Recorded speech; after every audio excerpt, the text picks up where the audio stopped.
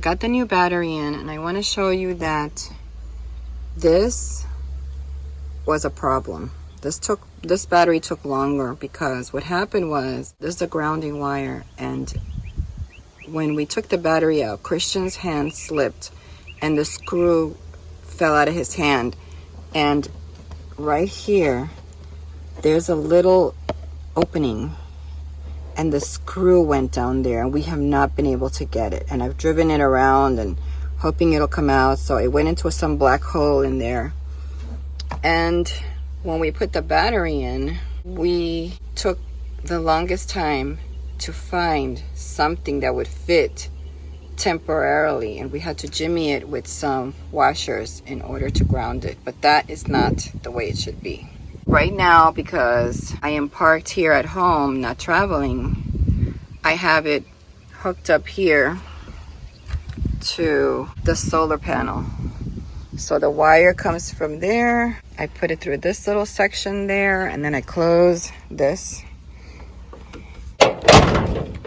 And then I got the solar panel up here mounted so that it's trickle charging my battery so that I don't have to be starting it all the time. And this works out really well for me. I have another one over by my shed for my mower. I just want to talk a little bit about something so simple like changing the battery, because it's an old battery and it needed to be replaced. It became something a little bit difficult. It took us over an hour to find a screw and some washers and just try to jimmy that because we didn't have an extra screw. So I realized that this video is going to be for those of you that are traveling like me travel, and realize that if this would have happened on the road and we would have been boondocking, we would not have had the opportunity to find washers unless you guys like bring like all this different stuff with you. I don't have like a whole bunch of screws and bolts and things like that. So if this would have happened on the road, I would have been in a bad situation, right? Because I would not have had the screw, and I would have had to really go through a lot of trouble to find the screw. If especially in some places it's hard to find a hardware store, and there's shortages out there and some things out there. So this is a tip for all of you that you should probably have 2 screws. If you look where your battery is and you see that you have a crevice of some sort that's near some type of a screw grounding wire, that when you take out that grounding wire, it could slip from your fingers and fall into a crevice. It's good to have a replacement screw just in case in your glove box, just in case that happens, or some kind of setup where you know if it happens you can get away with something like that, at least temporarily repairing it. I have to go out and find this screw, and I am going to buy 2 of them and keep one in my glove box just in case something ever happens with my battery again. I do have replacement warranty with the battery, so I'm hoping it never happens again. But I did learn my lesson, or I did learn that if you do have a situation like this and you don't have an extra screw, then it's probably wise to have some sort of a like hammock towel or something underneath in case it does slip. Did you already realize this could slip out of my hands and this could be a problem?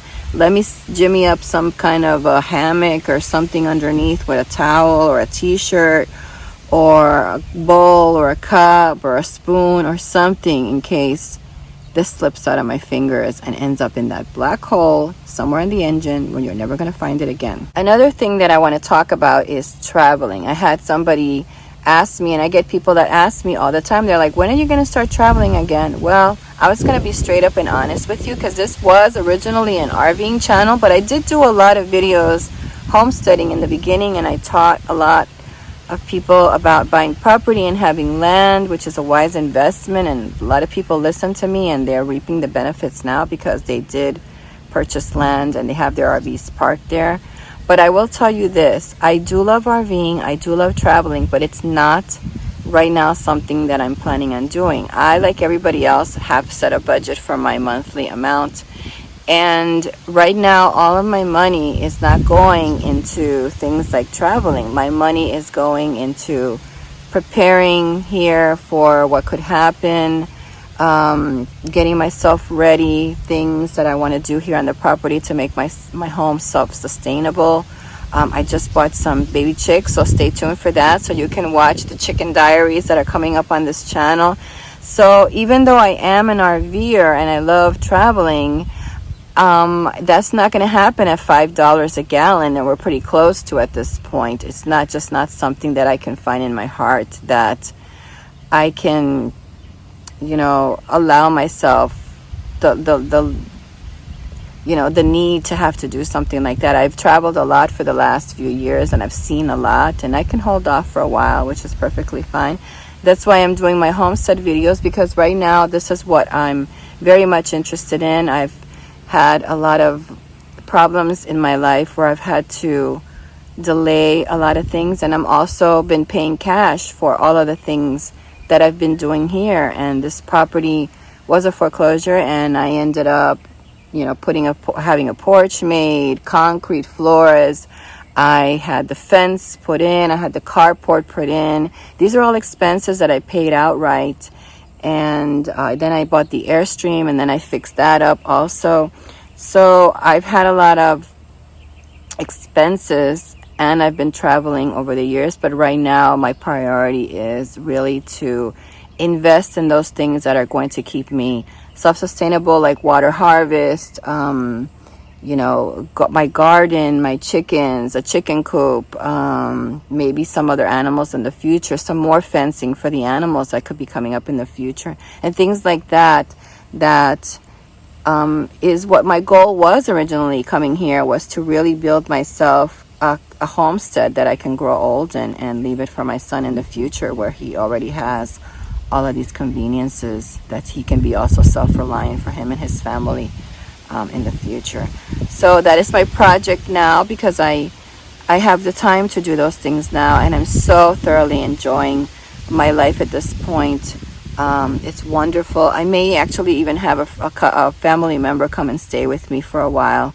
I'm not sure if that's going to be happening, but it looks like it might, and she's going to be living in the Airstream. So stay tuned for that. We will find out sooner or later if that is going to happen. That will be interesting if it does. I've also thought of renting the Airstream, putting it on this acre. So there's a lot of things that I'm still thinking about, but I sure do love the peace and quiet of living here alone, and no drama. That's always the key. No drama and no people with drama.